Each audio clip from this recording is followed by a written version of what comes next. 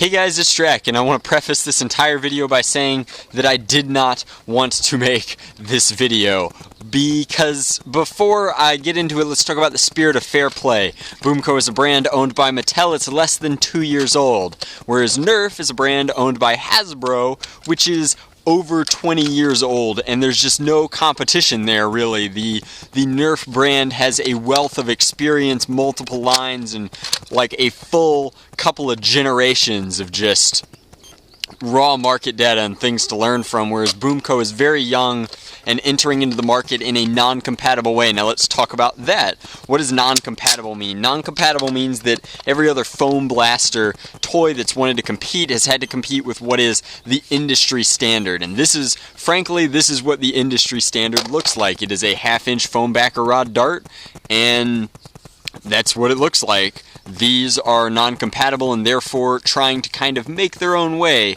through this industry, and that is a very dangerous game to be playing because everybody else is cross-compatible. They fire Nerf darts, or Nerf can fire their darts, which means it's very possible to go out and buy a Busby blaster if you're a Nerf enthusiast. It's very difficult to blend these two platforms, where to go, in any sort of meaningful way, as they just don't jive very well. The only thing that they do have in common is that while their rail attachments are slightly different, they are cross-compatible, so you can use rail attachment accessories between the two. So I decided that for the purpose of this comparison, we would use the BOOMco Dynamag, which ironically enough fires what would be the technical definition of a clip, and the Nerf Retaliator, which ironically fires a Nerf clip, which is technically a magazine. What's the logic behind that? I don't know, go figure. So chambering one Nerf dart, chambering a BOOMco dart, both of these are ready to go. I think that we will do BOOMco first. So we're going to go ahead and fire. These are the simplest, I guess, isomers of one another, as they are both 6-dart firing, easy to reload, clip system blasters with a simple slide prime. So firing BOOMco, we're getting those traditional performances of around about 20 feet. And it would be just as simple to rip that and stick a fresh one in and just keep going. So that is very convenient. Now, here we go with the Retaliator. This is, of course, an Elite System blaster. If we wanted to go into our way back machine, we could use a Recon, which would be getting still slightly better performance than this, but I feel that would be more fair. I don't have a Recon on hand right now. As sad as that is, I'd have to go out to my storage unit.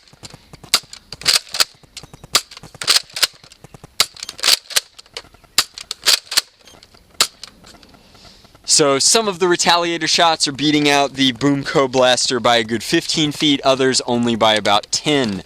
Now, that is a noticeable difference, but it's also worth talking about other things that Nerf has going for it. Nerf has an entire in-strike platform, which means that if you want a scope, you can come in and add a scope. If you want a stock, you can add a stock, whereas BOOMco doesn't really have any sort of stock and or barrel attachments. I didn't bring out a silencer or any sort of long strike barrel attachment for this Retaliator, but that kind of illustrates my point, whereas this Retaliator quickly becomes a primary style blaster that you can shoulder and dial in. This is kind of resigned to its role as a weird clip system pistol. Not that there's anything wrong with that, it's just more limiting of a platform, and that just boils down to it not having that kind of market experience and not knowing that Tacticool is where it's at in terms of toy blasters. So what's my verdict on Nerf versus BOOMco? We could take a bunch of different blasters, but I still like the Mag Strike more than the Rapid Madness. I like a Night Finder more than I like their single shot. The Whip Blast is an interesting niche kind of blaster for me, but for the one Whip Blast that I like, I could pick a good dozen Nerf blasters that are quirky and interesting that I adore, like the Electric Eel or any, the Manta Ray, mostly marine creatures. I really like those blasters. So for me personally, it's as sad and tried and true as it is. It's Nerf or nothing. Yeah, it's a brand, but it's way better than anything else competing on the market. I wouldn't be caught dead using a BOOMco blaster for Humans vs. Zombies. I'm amazed that some people get to use BOOMco blasters for humans versus zombies, if you modify them to shoot hard, I feel like these darts are almost dangerous. They don't have a soft compressible tip, so unless your zombies wear eye protection, I think that that's unsafe. And then in addition, their stock performance is just atrocious. I would not trust my human life against a zombie if all I had was a BOOMco blaster to defend myself. I'm really locked and very set in my Alpha Trooper ways at this point.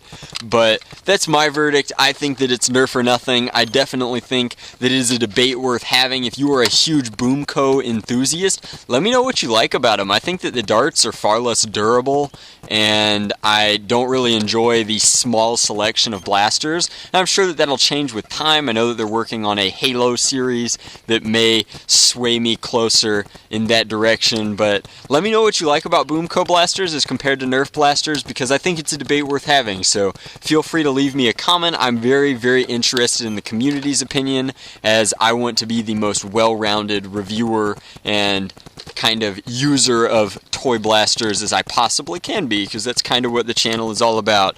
But as always, thanks for watching. I appreciate you listening to me rant. This video was heavily requested, and I guess I did it. I hope that if you wanted a Nerf versus BOOMco blaster review and you were one of the people that requested that this is what you were expecting or what you wanted to get out of it.